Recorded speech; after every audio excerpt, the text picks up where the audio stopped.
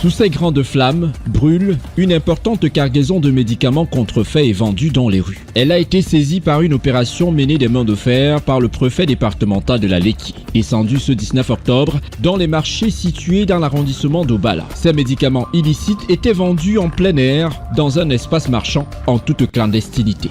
Une activité totalement interdite par la loi. Vous assistez ainsi à la destruction des médicaments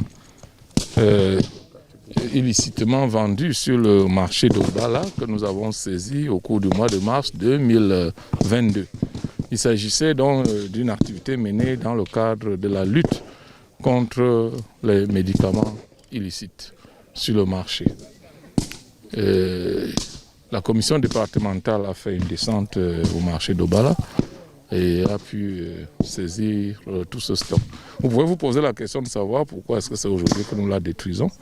Après avoir saisi ces produits, nous avons également interpellé les vendeurs et nous avons engagé des poursuites judiciaires contre tous les présumés suspects. Et nous avons attendu patiemment la décision de justice, au bout de laquelle sur les 8 inculpés, 5 ont été condamnés à des amendes et le produit a été donc mis à la disposition de l'administration pour destruction. Une opération menée avec l'appui des forces de maintien de l'ordre à travers un système de renseignement bien introduit. Nos informateurs sur le terrain, particulièrement au Bala, qui nous ont dit qu'il y avait dans certains endroits du marché des cargaisons assez importantes de médicaments. Et une fois que nous avons confirmé ces informations, nous avons rapporté ça auprès de l'autorité administrative qui est en charge du maintien de l'ordre dans le département, qui a donc donné pour ordre d'organiser cette opération que nous avons menée de commun accord avec, de commun collaboration, je voulais dire, avec les autres forces, à savoir la police et le personnel pénitentiaire qui est venu en appui. Et nous avons donc mené ces opérations, nous avons interpellé les suspects et saisir donc la cargaison que vous voyez brûler en ce moment. Après avoir procédé à la destruction de ces faux médicaments, le numéro 1 du département de la Lekki a invité les populations à coopérer avec les autorités dans la lutte contre la vente des médicaments de la rue afin d'atteindre l'objectif zéro médicament vendu dans la rue et garantir leur santé. Message aux commerçants, à ceux qui se livrent ou sont tentés de se livrer à cette activité, et rappeler que c'est une activité manifestement illicite. C'est une activité qui se mène à l'encontre de la santé, des préoccupations du gouvernement, à la porte de la politique sanitaire du gouvernement. C'est là inacceptable. Et nous allons donc continuer cette lutte sur tous les marchés du département de la Lekki. Notre principe, c'est zéro médicament de la rue, zéro médicament vendu en dehors des pharmacies et des formations sanitaires dans le département de la Lekki. Le médicament de la rue tue. Barrons la route aux faux médicaments et sauvons des vies.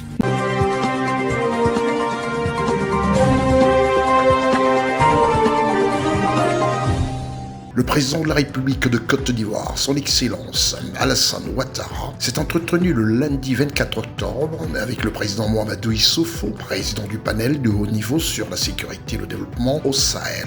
L'entretien a porté essentiellement sur la mission de sécurité et de développement confiée par le secrétaire général des Nations Unies au président Mahamadou Issoufou en rapport avec l'Union africaine, la CEDEAO et le G5 Sahel. Notre entretien a porté essentiellement sur la mission sécurité-développement que m'a confié le secrétaire général des Nations Unies en rapport avec l'Union africaine, la CEDEAO et le G5 Sahel. Il s'agit d'une mission d'évaluation, sécurité-développement dans ce que j'appellerais un peu l'espace du Sahel géopolitique, où existent les menaces des organisations terroristes et criminelles. Et tous ces pays sont confrontés non seulement aux défis sécuritaires, mais à d'autres défis climatiques, défis démographiques, défis humanitaires également, défis du développement économique et social.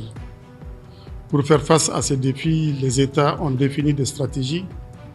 Leurs partenaires également ont défini des stratégies. Il s'agit, dans le cadre de cette mission, de faire une évaluation de l'ensemble de ces stratégies et de faire des propositions et des recommandations afin de répondre efficacement aux défis auxquels les pays sont confrontés. Alors, dans le cadre de cette mission, je suis venu demander le soutien de mon frère et ami, le président Alassane Ouattara, pour que cette mission soit une réussite, pour que cette mission soit utile pour nos pays et soit utile pour nos peuples. Et le président Alassane m'a promis son soutien. Je voudrais profiter de l'occasion que vous m'offrez pour la remercier. Notons que la ministre d'État, ministre des Affaires étrangères, de l'intégration africaine de la diaspora, Madame Kandia Camara, le ministre directeur du cabinet du président de la République, M. Fidel Sarasoro, le ministre conseiller spécial à la présidence de la République, M. Ali Koulibaly, et la secrétaire générale adjointe de la présidence de la République, Madame Masséré Touré Koné, ont pris part à cet entretien.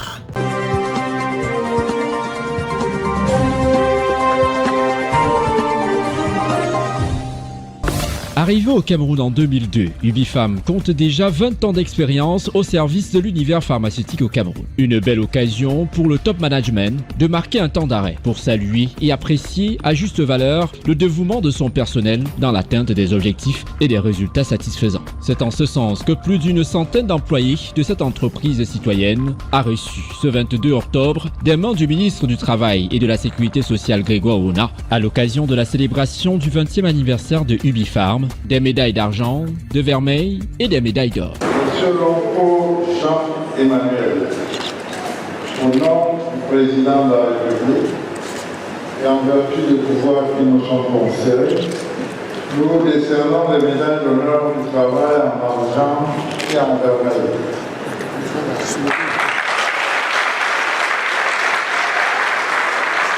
Une reconnaissance qui n'a pas laissé indifférent le personnel du groupe pharmaceutique Ubifam basé au Cameroun. C'est un grand honneur d'adresser à nos dirigeants les besoins des employés. Un grand moment et je remercie comme ça notre direction générale qui nous a accordé ce moment.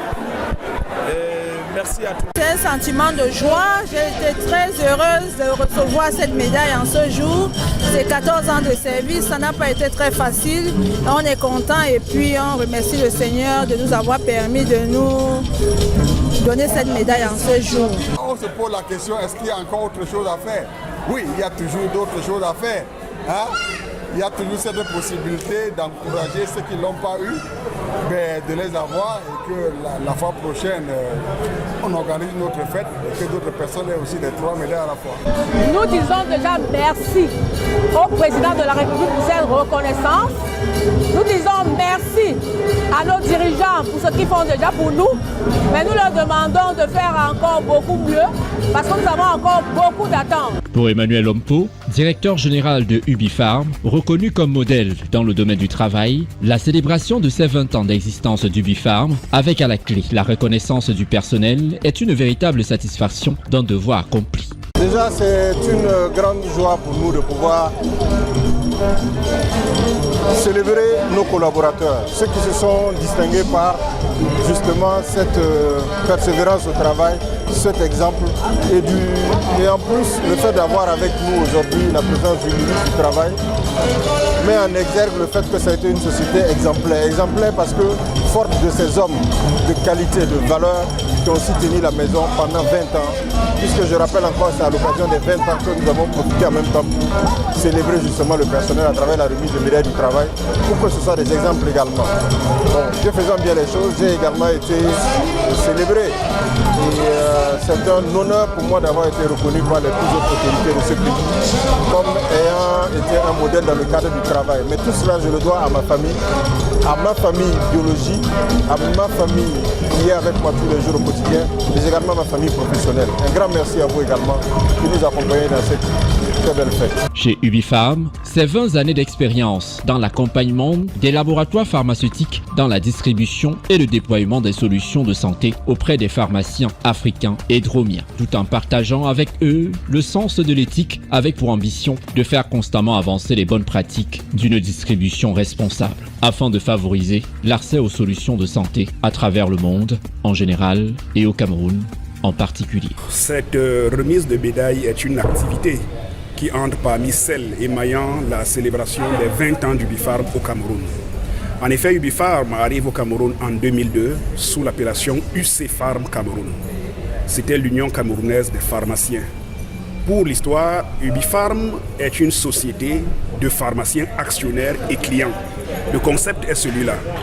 Parmi les 700 pharmacies que nous avons au Cameroun, il y a plus de 400 qui sont clients, mais en même temps actionnaires, c'est-à-dire propriétaires d'une partie d'Ubifarm Cameroun. Nous célébrons cette année donc nos 20 ans et comme je le disais tantôt, la remise des médailles est la troisième activité parmi plusieurs. La première a été la marche sportive qui a eu lieu le 16. C'était un dimanche. Ensuite, il y a eu les journées portes ouvertes qui se sont tenues à Bassa, à l'agence. Aujourd'hui, nous avons la remise des médailles. Après, s'en suivront des conseils d'administration. Normalement d'abord du Ubifarm Cameroun le lundi 24 à Yaoundé, dans l'un des grands hôtels de Yaoundé. Après, il y aura les autres conseils d'administration des sociétés françaises du Ubifarm Cameroun. Parce qu'en fait, Ubifarm appartient à un groupe constitué de plus de 35 sociétés, plus de 14 filiales en Afrique et 3 dans les DOM. Donc c'est un ensemble d'à peu près 17 sociétés et filiales. Après 20 ans, l'entreprise Ubifarm se veut davantage plus proche des populations. Après donc les conseils d'administration, comme je le disais tantôt, nous aurons une cérémonie d'inauguration d'un forage d'eau potable avec Bonne Fontaine que nous avons offert à la population d'Obala. Obala, c'est une localité de la région du centre. Ce forage s'inscrit dans une lignée de 10 forages que nous comptons donner à l'ensemble des 10 régions du Cameroun. Chaque région aura un forage que nous comptons installer dans les localités qui en ont besoin, c'est-à-dire les localités dépourvues. Après donc l'inauguration de ce forage en date du 27, le jeudi, nous aurons l'aboutissement de notre semaine de célébration par une soirée culturelle que nous organisons dans la salle des banquets de la Croix-Rouge camerounaise à Yaoundé. Ainsi s'achèvera donc la célébration de l'anniversaire, donc le 20e anniversaire du Ubifarm Cameroun au Cameroun. Merci.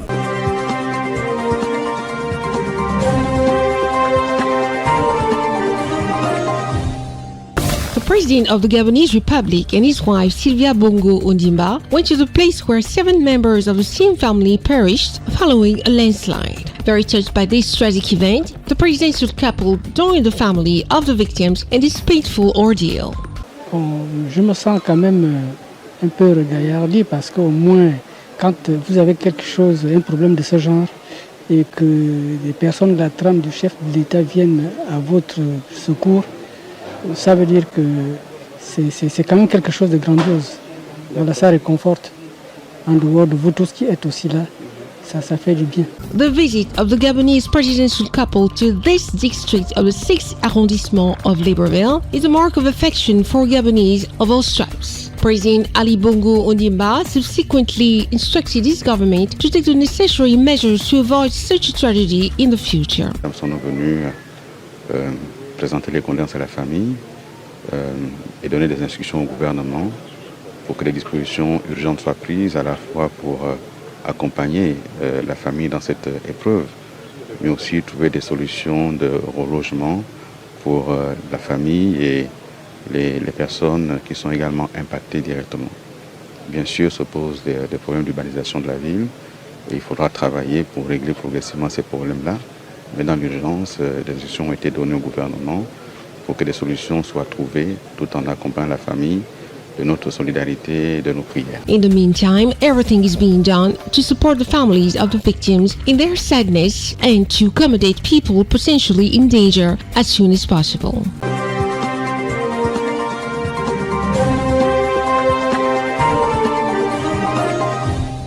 Son Excellence le président de la République gabonaise et son épouse Sylvia Bongo Ondimba se sont rendus sur les lieux où 7 membres d'une même famille ont péri suite à un glissement de terrain. Très touché par cet événement tragique, le couple présidentiel s'est associé à la famille des victimes dans cette douloureuse épreuve. Je me sens quand même un peu regaillardi parce qu'au moins, quand vous avez quelque chose, un problème de ce genre, et que des personnes de la trame du chef de l'État viennent à votre secours, ça veut dire que c'est quand même quelque chose de grandiose. Voilà, ça réconforte. En dehors de vous tous qui êtes aussi là, ça fait du bien. Cette visite du couple présidentiel gabonais dans ce quartier du 6e arrondissement de Libreville, au Gabon, est une marque d'affection à l'endroit des Gabonais de tous bords. Son Excellence le président Ali Bongo Ondimba a par la suite instruit son gouvernement à prendre les mesures qui s'imposent afin d'éviter à l'avenir un pareil drame.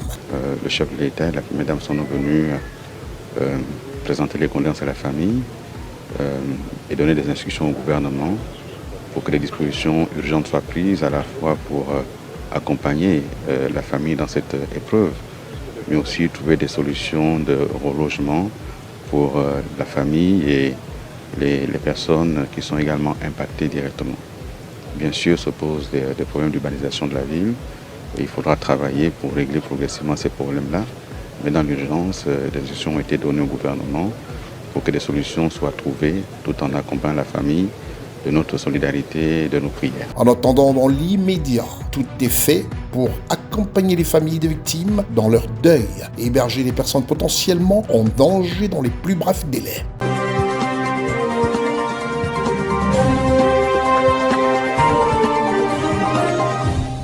Le vice-président de la République de Côte d'Ivoire, M. Tiemoko Mélié-Koné, s'est entretenu ce mardi 25 octobre 2022 au palais de la présidence de la République avec l'ambassadeur d'Allemagne en Côte d'Ivoire, M. Ingo Herbert. Cette rencontre a permis de faire le point de la coopération entre la Côte d'Ivoire et l'Allemagne et d'évoquer les voies et moyens de son renforcement. On a parlé sur des relations entre l'Allemagne et la Côte d'Ivoire, un engagement depuis longtemps et le vice-président était bien conscient de notre engagement.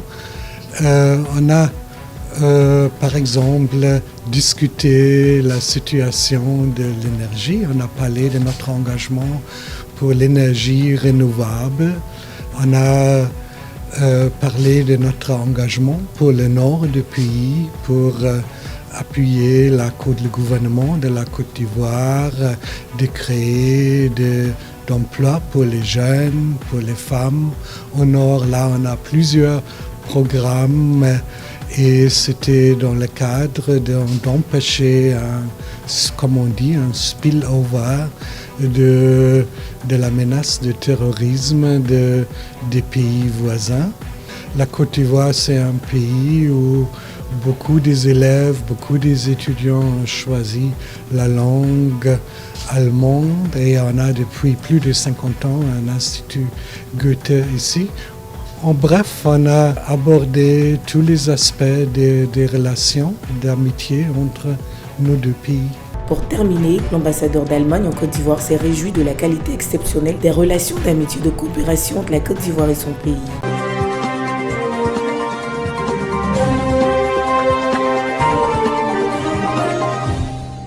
The Vice President of the Republic of Côte d'Ivoire, Mr. Tiemoko Mélié-Koné, met on Tuesday, October 25th, 2022, at the Palace of the Presidency of the Republic with the German ambassador to Côte d'Ivoire, Mr. Ingo Herbert. The meeting was a way to examine the cooperation between Côte d'Ivoire and Germany and to discuss the ways and means touching the need. On a parlé sur des relations entre l'Allemagne et la Côte d'Ivoire. Un engagement depuis longtemps et le vice-président était bien conscient de notre engagement. On a, par exemple, discuté la situation de l'énergie. On a parlé de notre engagement pour l'énergie renouvelable. Beaucoup des élèves, beaucoup des étudiants ont choisi la langue allemande et on a depuis plus de 50 ans un institut Goethe ici. En bref, on a abordé tous les aspects des relations d'amitié entre nos deux pays. Finally, the German ambassador to Côte d'Ivoire was delighted with the exceptional quality of the relations of friendship and cooperation between Côte d'Ivoire and his country.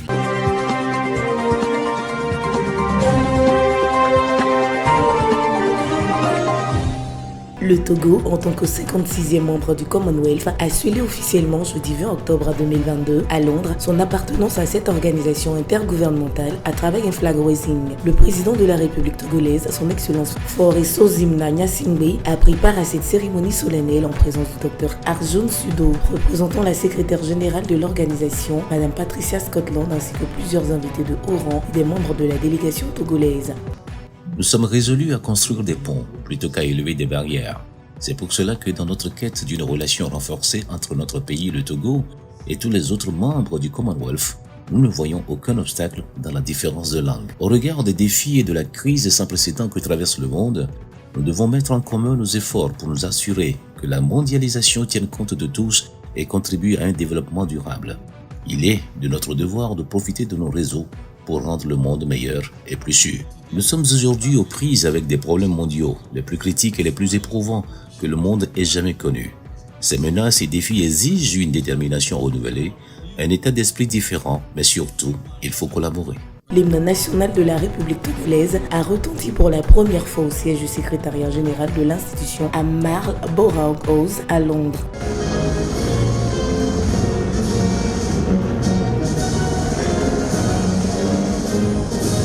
Le président Faure Gnassingbé, le secrétaire général adjoint du Commonwealth, se congratule après le dévoilement de la plaque de la représentation du Togo.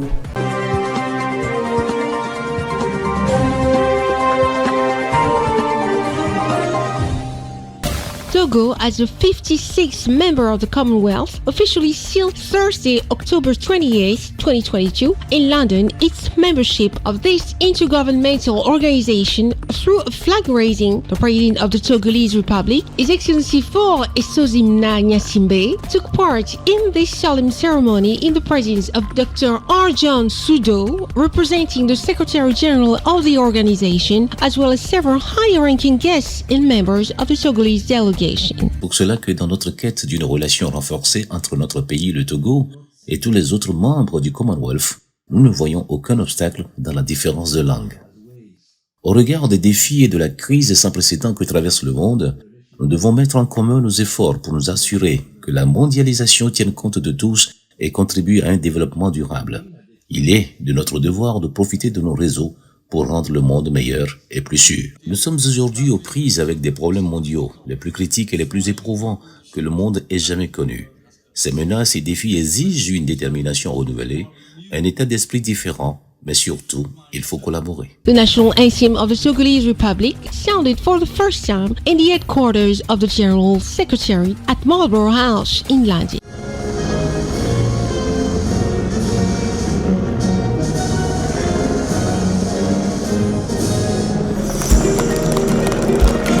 President Faure Gnassingbé and the ASG of the Commonwealth appreciated the unveiling of the Togo representation plaque.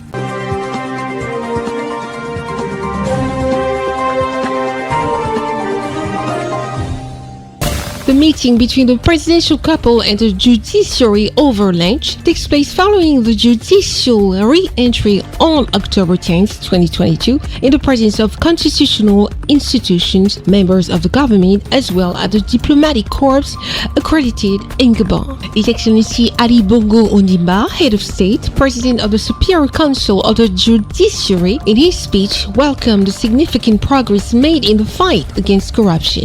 La justice est un pilier de l'état de droit. Le Gabon n'y fait pas exception. En s'engageant sans faillir dans la lutte contre la corruption, elle permet à notre pays non seulement de raffermir son contrat social, mais elle permet également de faire évoluer le regard qui est porté sur lui à l'international.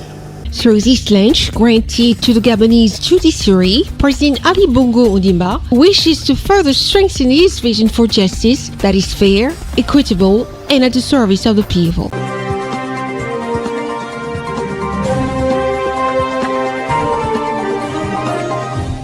Le couple présidentiel gabonais a fait son entrée sous une slave d'applaudissements dans la salle d'apparat du Palais de la Rénovation à Libreville. La rencontre entre le couple présidentiel gabonais et le corps judiciaire autour d'un déjeuner intervient suite à la rentrée judiciaire du 10 octobre 2022, en présence des institutions constitutionnelles, des membres du gouvernement ainsi que les corps diplomatiques accrédités au Gabon. Son Excellence le président de la République gabonaise Ali Bongo Ondimba, chef de l'État, président du Conseil supérieur de la magistrature, dans son allocution a salué les avancées significatives enregistrées dans le domaine de la lutte contre la corruption. La justice est un pilier de l'état de droit. Le Gabon n'y fait pas exception. En s'engageant sans faillir dans la lutte contre la corruption, elle permet à notre pays non seulement de raffermir son contrat social, mais elle permet également de faire évoluer le regard qui est porté sur lui à l'international. À travers ce déjeuner accordé à l'endroit du corps judiciaire gabonais, le président de la République gabonaise, son Excellence Ali Bongo Ondimba, souhaite davantage renforcer sa vision pour une justice juste, équitable et au service des populations.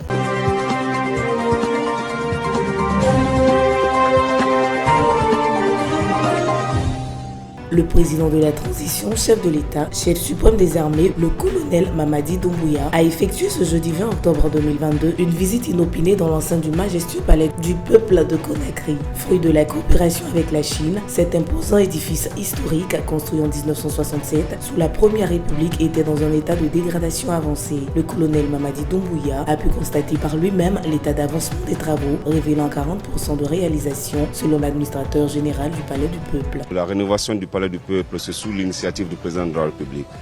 Donc ça a été vraiment une visite inopinée. Donc quand même, il est venu s'enquérir de l'avancée des travaux qu'on a commencé avec la coopération chinoise. C'est la salle de congrès. C'est une salle qui prend 1700 places et on est en train de changer tout ce qui est sonorisation et la climatisation et tout ce qui est boiserie et y compris les 1700 fauteuils qui étaient là avant.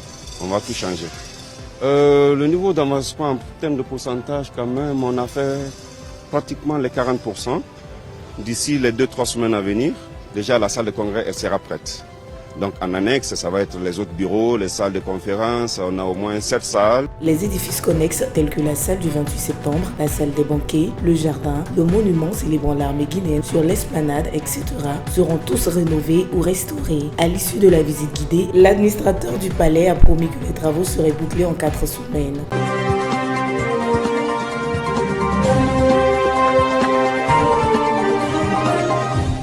The President of the Transition, Head of State, Supreme Commander of the Armed Forces, Colonel Mamadi Doumbouya, paid this Thursday, October 20th, 2022, an unannounced visit to the majestic People's Palace in Conakry. The result of cooperation with China, this imposing historic building, built in 1967 under the First Republic, was in an advanced state of degradation. Colonel Mamadi Doumbouya was able to see for himself the progress of the work, revealing 40% completion, according to the General Administrator of the People's Palace. La rénovation du Palais du Peuple, c'est sous l'initiative du président de la République.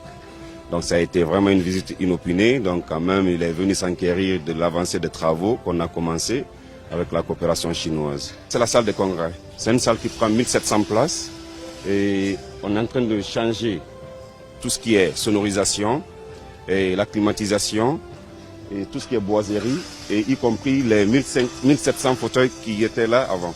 On va tout changer.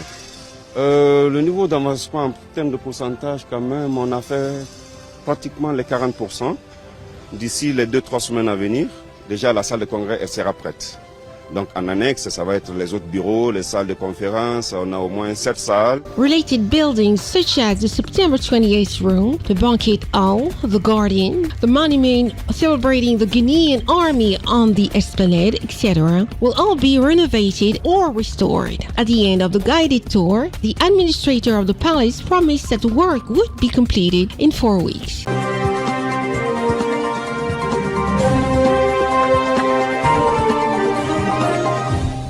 Son Son Excellence Umaro Sissoko Embalo, président en exercice de la CEDEAO, a été reçu ce mardi 25 octobre 2022 à Moscou par le président russe Vladimir Poutine. Le chef d'État bissau-guinéen, son Excellence Umaro Sissoko Embalo, en a profité de l'occasion pour lancer un nouvel appel à la paix dans le conflit qui oppose la Russie à l'Ukraine.